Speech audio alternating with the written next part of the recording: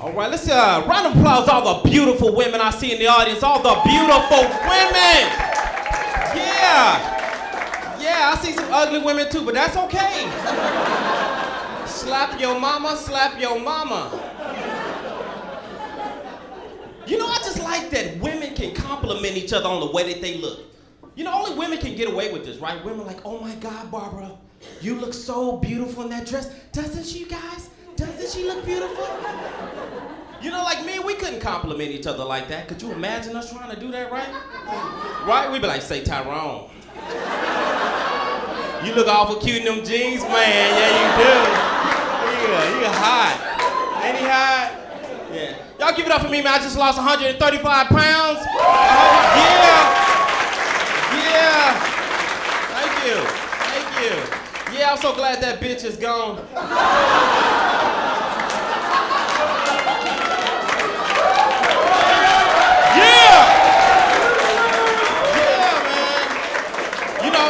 I'm divorced now. But you know, I'm happy to be divorced because now when I go to take a shower, I don't have to use Dove. I can use my favorite soap, Ajax. Hey, I got options now. Marriage, let me tell y'all, marriage is like that toy you wanted for Christmas when you were a kid. And then after a while, you just stop playing with the toy. Then the toy gets upset, grows distant, then gets pregnant by another toy. Yeah, that's pretty much my toy story. And I was married to a Filipino woman too, y'all. I was. And the strange thing about being married to a Filipino was getting accustomed to eating the food. Because I'm going to tell you something. When I would go out and eat with her and her family, I would ask a lot of questions like, what the hell is this? And she'd be like, oh no, honey, it's fish. And I'd be like, yeah, I see that it's fish, because the head is still attached and somebody broke a beer.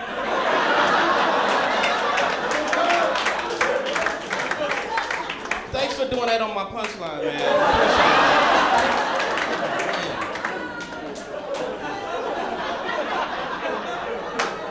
Appreciate that. Thank you. Sorry, you got it. Hey, y'all, I've been thinking about this a lot lately, y'all, and I think I'm ready, y'all. I think I'm finally ready to have white friends. Now, I'm not talking about the white people that act black. I'm not talking about them. I'm talking about the pure white ones. The ones that eat apples and carrots for snacks. The ones that go bungee jumping and hand glide. You know, the ones that use words like vernacular and itinerary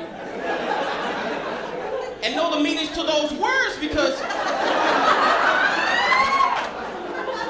I had a friend that thought that itinerary was a bird. For real. He like, man, I tell you, man, them itineraries are so loud. You gotta put a sheet over their cage or they'll just keep you up at night. I said, that's a canary, fool.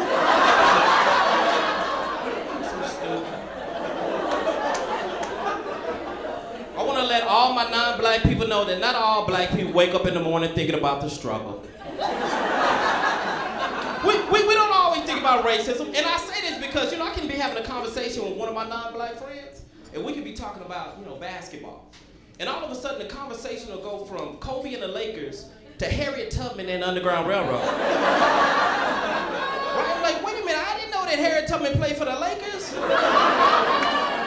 I knew Jerry Buss was old, but not plantation old, you know what I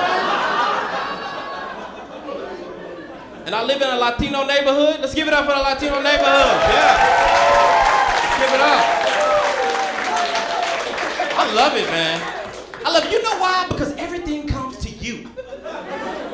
You seriously think I gotta go to Pep Boys to get tires? Hell no. I just go to Julio's house. He got everything. Right? I'll be like, Julio comes out, hey, ¿qué pasa, mi amigo? I'm like, I need tires, baby. Next day, Julio bring me 4 new tires. Now, granted, each tire has a different brand name. couple of them were Michelin, Goodyear. He found me a chupacabra tire. Yeah, that tire had teeth. Yeah, like he was saying, man, I grew up in Dallas, Texas, man, and I wanted to be a gangster rapper. Gangster rapper. But then I thought about it. You know, I just don't have that rags to riches story. You know, like I grew up in a nice neighborhood. Nobody's ever really tried to shoot me. The only drugs I ever really took was for asthma.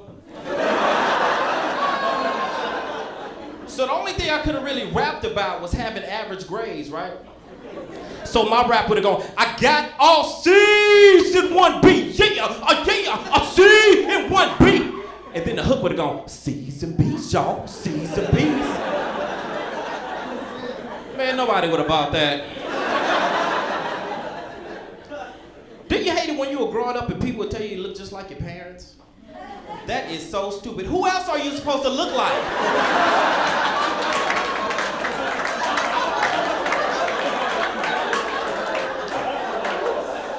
Like my mother's friends used to always tell me I look like my father, and I always hated that because they always made it sound like it was questionable at one time. Right? To be like, wow, you know, you look exactly like your father. As if to say, because we knew your mother in high school, boy, was she a hoe. I guess they didn't have to run tests on you, huh? Got his butt and everything. I'm gonna share something with y'all. I just recently peed on myself. I'm glad some of y'all think that's funny. I was actually peeing outside in the parking lot, and a cop came out of nowhere. Have you ever tried to stop your pee? It's messy, ain't it? It starts sprinkling all on my shoes. So instead of getting a huge ticket, I just put it back in my pants with it still trickling. I sure did, hey. Have your neighbors ever borrowed something from you but didn't return it? So you in return borrow something from them just so you can ask for your stuff back? Have you done this? Right, you call them up, be like, hey, John, yeah, I was wondering if you had any sugar. You do? Well, is it next to my lawnmower? Need that back. Before I got here, man, I did a show in Texas one time, man. This beautiful woman came up to me, y'all. She was gorgeous. She was like, excuse me. I was like, yes.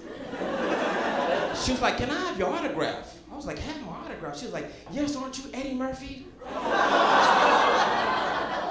And I was like, no, I'm not Eddie Murphy, I'm Ralph Eddy. She was like, oh, I was so hoping that you were Eddie Murphy because I would do anything for him.